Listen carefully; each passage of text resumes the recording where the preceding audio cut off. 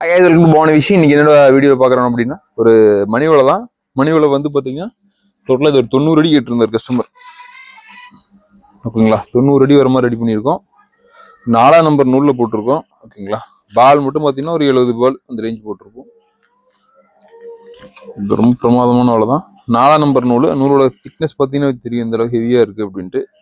2 விரல் இந்த ரேஞ்ச் இருக்கும். 1.5 விரல் தான் ஆக்சுவலாக 40 mm போட்டிருக்கோம். இது அட்டகாசமாக இருக்கும். ஓகேங்களா, பால் வந்து பார்த்தீங்கன்னா ஒரு அடி அந்த ரேஞ்சு கொஞ்சம் அதிகமாக வச்சுருப்போம். 1.25 அடி அந்த ரேஞ்ச் இருக்கும். கயிறு பார்த்தீங்கன்னா வெள்ளை கயிறு போட்டு தண்ணியில் ஊறுற கயிறு தான். நல்லது நைலான் கயிறு ஆக்சுவலாக. அது இல்லாமல் ஈயம் பார்த்தீங்கன்னாலும் அட்டகாசமாக அடிச்சு விட்ருப்போம். கயிறு பயங்கர வெயிட்டாக இருக்கும். இந்த வலையோட ஓவரால் கிராஸ் வெயிட் பார்த்தீங்கன்னா உங்களுக்கு ஒரு 8 கிலோ அந்த ரேஞ்ச் இருக்கும் நார்மலாகவே.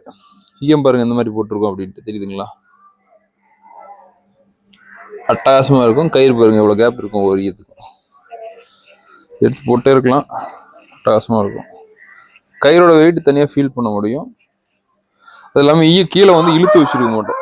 அது எனக்கு தெரியும், ஃப்ரீயாக தான் இருக்கும். மேலே இதே மாதிரி தான் செட்டிங் பண்ணியிருப்போம். ஓகேங்களா, டோட்டலாக இந்த வலையோட ஹைட்டு பார்த்தீங்கன்னா 12 அடி வரும்.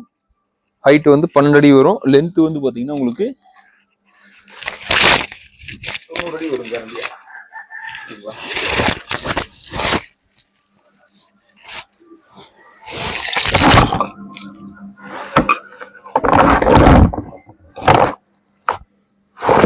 ஓகே. இந்த மாதிரி வலை உங்களுக்கு தேவைப்படுது நம்பருக்கு கனெக்ட் பண்ணி வாங்கிக்கலாம். தேங்க்யூ.